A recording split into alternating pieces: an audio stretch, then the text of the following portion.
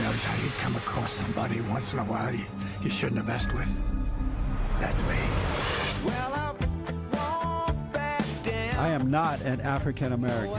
You're an Oreo cookie, white in the inside and black on the outside. I don't have an afro, I have an Amerifro. Talking that idiotic stuff you talk about, I will slap you. Go ahead.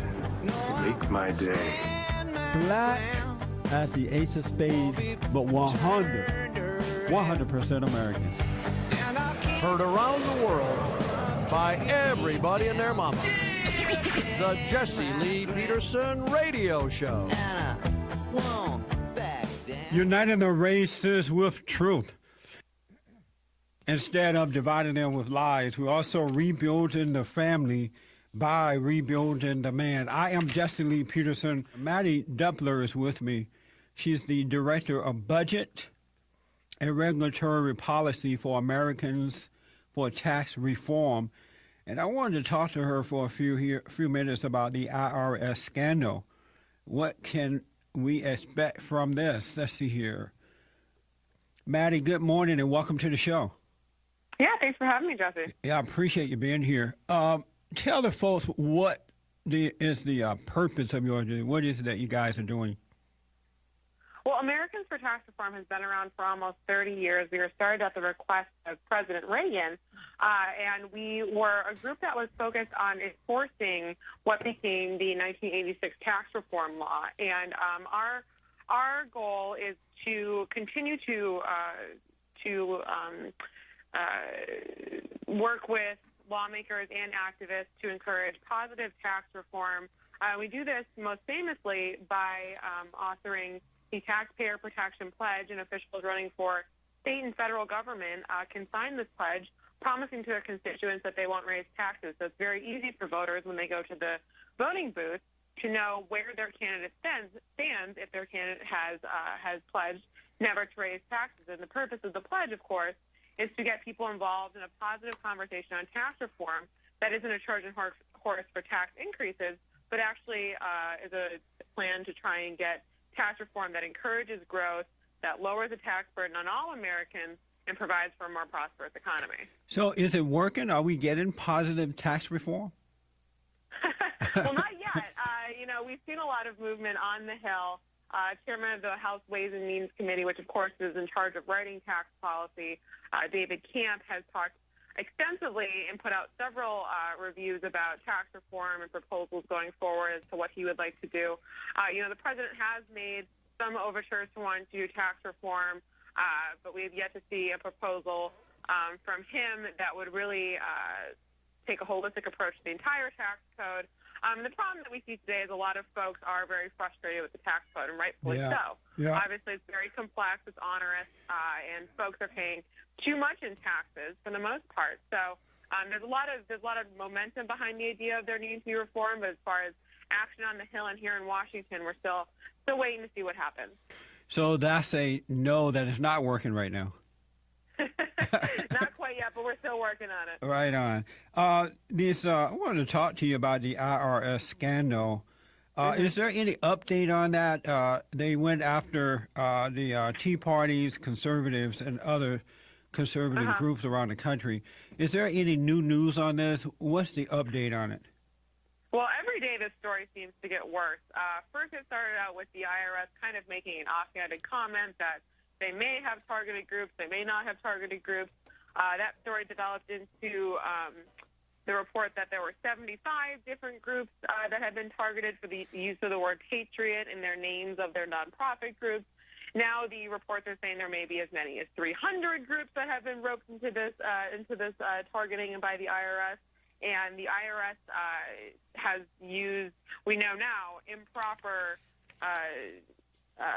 keywords and search tactics to search out these groups. They really kind of lassoed in groups based on a variety of different terms that, for some reason, the IRS found the need to flag. So, for instance, some of these groups listed as their purpose that they wanted to make the country a better place.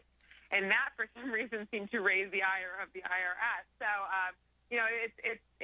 it's troubling, I think, for any taxpayer of any ideological persuasion that the IRS would be intimidating groups based on their political affiliation. Yeah. But the more that we learn about this and the more that we kind of try to find why and what happened, I think it becomes even more disturbing because now we've got top officials saying they did know or they didn't know. That's not quite clear who knew what when.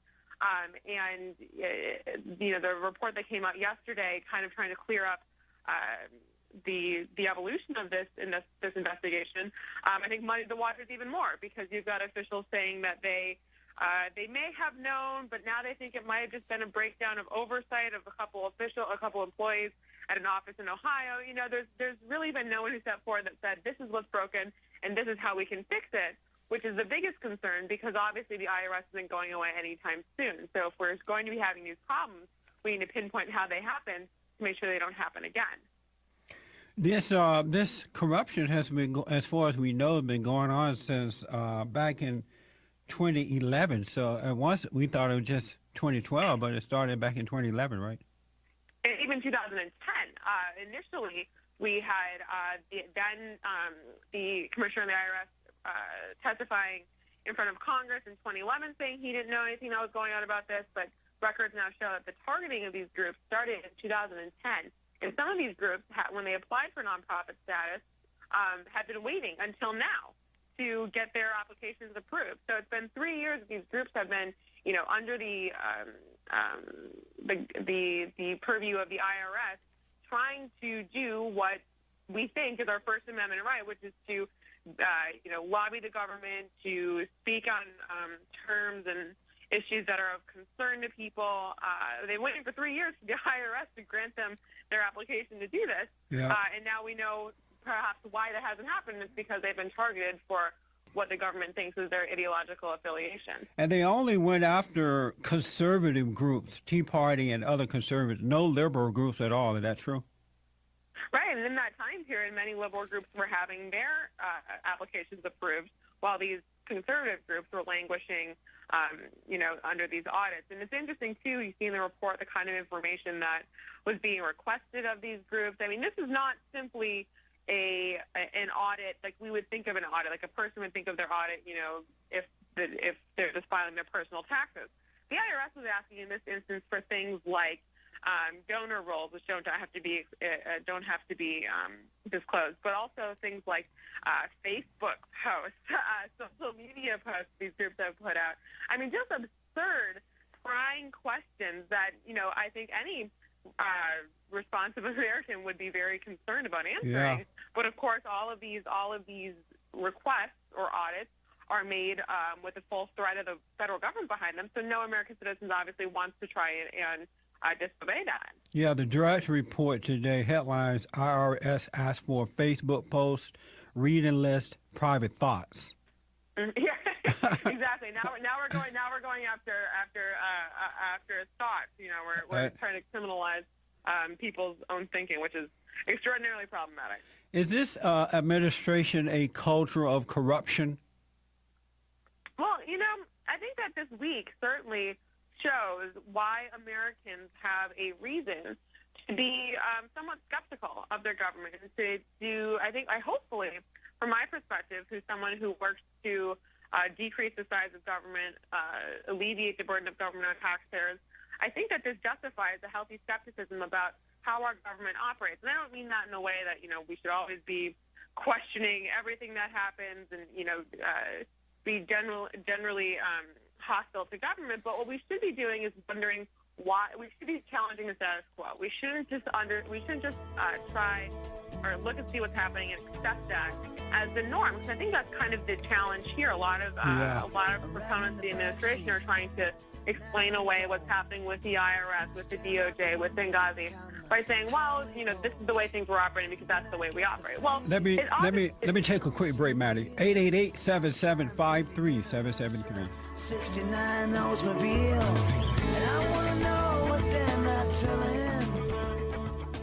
You need to ask, he's a smooth operator.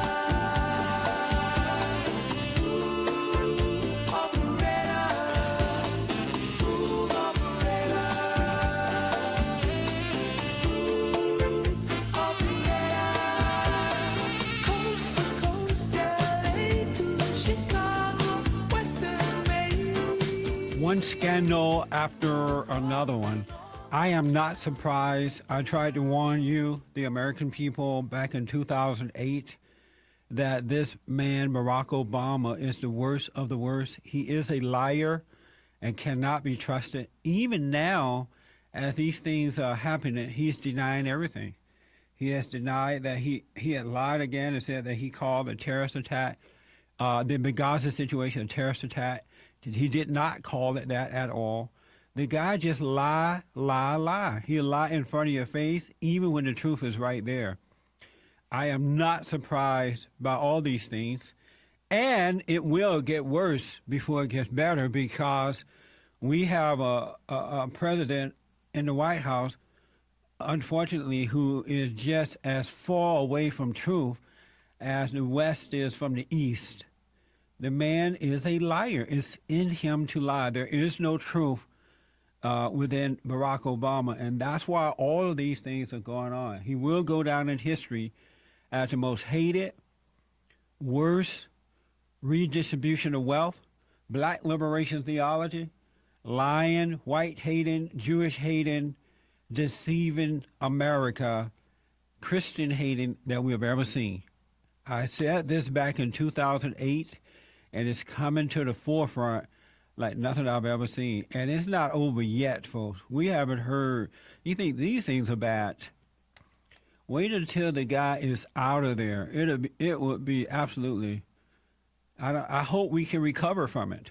We're talking about the IRS scandals with Mattie Duppler, Director of Budget and Regulatory Policy for Americans for Tax Reform. Americans for Tax Reform. Mattie, do you think that any of the IRS officials will be held accountable for all this, or any of this stuff? Well, it remains to be seen. Congress is about to start scheduling hearings to bring a lot of the folks who are in charge in front of panels to answer a lot of very difficult questions. I think the problem, though, is institutional. It's not so much the folks who are in charge. It's how the government operates and what kind of safeguards are in place. You know, the IRS went through a restructuring where there actually is someone employed who is supposed to be a taxpayer advocate, who very clearly is not advocating for taxpayers if so many of them have now been targeted simply for their political affiliation. So it's an institutional problem that needs to be addressed, and it needs to be addressed quickly, given the fact that under the Obama administration, the IRS is only going to grow and have larger jurisdiction over issues, and it's not certainly going to be shrinking in any way. And I think the biggest problem that we see coming down the pipe is the fact that the president's health care law is administered almost entirely through the IRS. So these are the folks who are overseeing the largest takeover of a fifth of our economy. And with these kinds of problems that plague the agency, taxpayers have every right to be concerned about that. Why do you think this story came out now? Is it, some believe it's because of the Benghazi hearing. Why do you think now? Well, it's hard to know, given that this is a week with a lot of bad news breaking for the administration. I think that it's a matter of hopefully some diligence on the part of the folks who are involved. Hopefully this is not something that, but for some accident, we never would have known, because this is a big problem. And I think that now that it has come to light and it is getting so much attention, and thankfully you've even got, Senator Baucus, a Democrat, on the Senate side, saying that this is something that they will be investigating over there. There's bipartisan commentary that this is a problem. Hopefully that means that there will be a lot of scrutiny applied to the IRS, and this kind of incident will not happen again. Well, I also hope that by this coming out that we can overturn the socialized health care plan, because, as you said, the Internal Revenue Service will be dealing with this. They would be, making sure that we pay for this stuff. We can no longer, most people don't trust the IRS anyway. We definitely can't trust them now. And so this is a good reason to overturn the socialized health care bill. Well, it certainly really does once again point to the problems with the health care plan. You know, a lot of the biggest parts of the plan are supposed to be implemented next year, and we have already seen the administration admit that they are having a lot of time abiding by that timeline. Senate Democrats recognizing that this is a train wreck, that the administration is not ready to implement the biggest parts of the health care law. And the fact that most of this implementation is, again, coming through the IRS when the IRS isn't even equipped to administer, you know, their daily activities, that should raise some eyebrows. And I think that only increase the pressure on the administration and on those responsible to prove that the health care law is not going to collapse in and on itself. And again, this is the kind of banner accomplishment for this administration. They need health care reform to be successful, to have the kind of legacy that the president wants, I think. Amazing. Mattie, what's your website and how can the people help you? You can follow us on Twitter at Tax Reformer, and our website is atr.org. You can go and check out the work we've been doing on the IRS. We have state organizations. We follow policy at the state level. And we also, if you are interested in more problems the IRS may be having come down the pipe, we have mocked up a fake Obamacare tax form. What this is, it'll give you an idea of the amount of information you will have to disclose under the president's health care law. So this is another layer of bureaucracy and regulation that you have to abide by, that the IRS is in charge of, and gives you a good idea of kind of the problems we're facing coming down the road with the health care law and with the IRS. So that's at atr.org. Mattie Duppler, Director of Budget and Regulatory Policy for Americans for Tax Reform. Mattie, thank you so much for being with me this morning. Great, thank you. All right, now have a good day. We're going to take some calls in a minute here, folks. 888-7753-773. 888-77-JESSE. What a mess, huh? We have not seen anything yet. It's going to get worse before it gets better, because we have the son of Satan in the White House and the daughter of Satan with Big Mama being there as well. I'm telling you, folks, this is just the beginning of what you're learning about this guy. And if anyone trusts Obama at this point, you're crazy. I started to say you're a fool, but I won't say that. You're crazy. There's something wrong with your thinking. I can't. And now, for those folks who think, especially those black people who think God put him there, you still believe that? Do you still believe that God put the fallen Messiah and Big Mama into the White House? 888-77-53773. I'll take your calls right after this break.